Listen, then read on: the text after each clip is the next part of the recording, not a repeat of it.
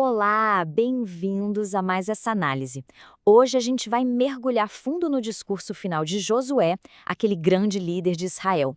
Já no fim da vida, ele reúne todo mundo para passar uma mensagem que, olha, é fundamental, um tema que atravessa os séculos, a fidelidade de Deus. Vamos dar uma olhada nisso mais de perto?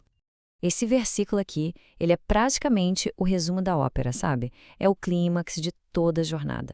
Ele basicamente diz que Deus é 100% confiável. Tudo, mas absolutamente tudo que ele prometeu aconteceu. Ponto final. Essa é a verdade central que vamos explorar hoje. Tá, mas uma afirmação dessas é muito forte, certo? Como é que a gente sabe que isso é verdade? Bem, o próprio livro de Josué funciona como uma grande prova. Ele não só diz que Deus é fiel, ele mostra isso, na prática, construindo uma base sólida de confiança. Vamos ver como essa história se desenrola. No fundo, as promessas que Deus fez a Israel podiam ser resumidas em duas coisas bem concretas. Primeiro, a posse da terra prometida. E segundo, o descanso, a paz, sem ter que se preocupar com os inimigos ao redor. Era basicamente uma promessa de um lugar seguro para viver em paz. E aqui tem um detalhe fascinante, a ênfase na totalidade. A palavra hebraica kol, que quer dizer todo ou tudo, aparece 6 vezes nesses versículos. 6 vezes. Isso não é à toa. É para deixar bem claro que a vitória de Israel não foi mérito deles, mas sim um presente, um pacote completo entregue por Deus. E essa ideia de um presente, algo que não foi conquistado na raça, nos leva a uma conexão muito interessante. Do mesmo jeito que a terra foi um presente para Israel, a salvação na fé cristã também é vista como um dom, algo que não merecemos. A base de tudo não é o esforço humano, mas a graça de Deus. A palavra-chave é presente. Ok, então ficou estabelecido que Deus cumpriu a parte dele. Mas e a parte do povo? A bênção foi entregue, mas como fazer para mantê-la? É aí que o discurso de Josué muda de tom e ele foca na responsabilidade humana, dando um guia claro do que fazer e, mais importante ainda, do que não fazer.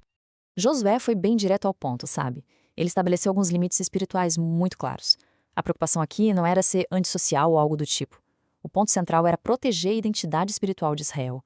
Cada uma dessas regras era como um muro de proteção contra a idolatria, para garantir a adoração exclusiva a Deus. E este é o X da questão. O maior perigo para o povo de Israel não eram as lanças e os escudos dos vizinhos. O risco de verdade, o mais sutil, vinha das ideias, dos valores, da cultura e, claro, da atração pelos deuses deles.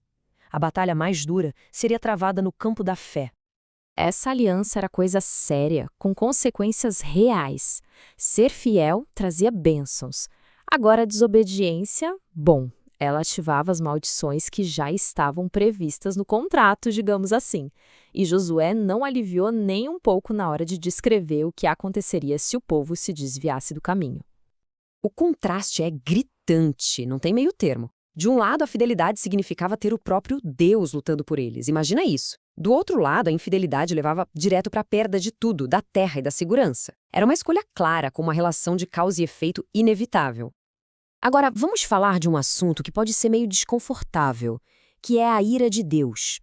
É importante entender que, na Bíblia, isso não é apresentado como um ataque de raiva descontrolado. É, na verdade, a reação justa e santa de Deus contra tudo que é mal e destrutivo. É a consequência natural de quebrar a aliança e rejeitar o bem. É o lado da justiça que dá ainda mais valor ao seu amor. Depois de todos os avisos, de toda a lista de não faça isso, Josué finalmente chega ao coração de tudo. Ele mostra que a melhor proteção contra a idolatria não é só evitar o mal, mas fazer algo positivo, um mandamento que é a base de todo o relacionamento com Deus. E a palavra que ele usa em hebraico para isso é fantástica. É o verbo apegar-se. Não é um contato superficial, não. Para se ter uma ideia, é a mesmíssima palavra usada lá em Gênesis para descrever a união de um homem e uma mulher no casamento. Isso mostra o nível de intimidade e lealdade que Deus esperava.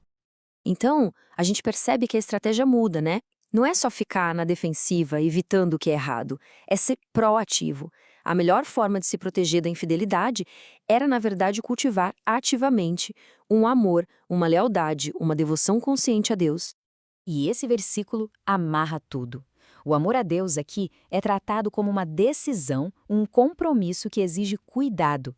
Repara só, tenham o máximo cuidado. Não é um simples sentimento que aparece do nada. É uma escolha consciente que nasce da gratidão por tudo o que Deus já tinha feito por eles. E assim, a história de Josué e do povo de Israel acaba funcionando como um espelho. Analisar essa aliança antiga nos convida a pensar. Se a gente olhar para a própria vida, para a nossa jornada, onde será que dá para perceber a fidelidade de Deus? E como essa escolha de se apegar e amar continua sendo o centro de tudo? Essa é uma pergunta que fica.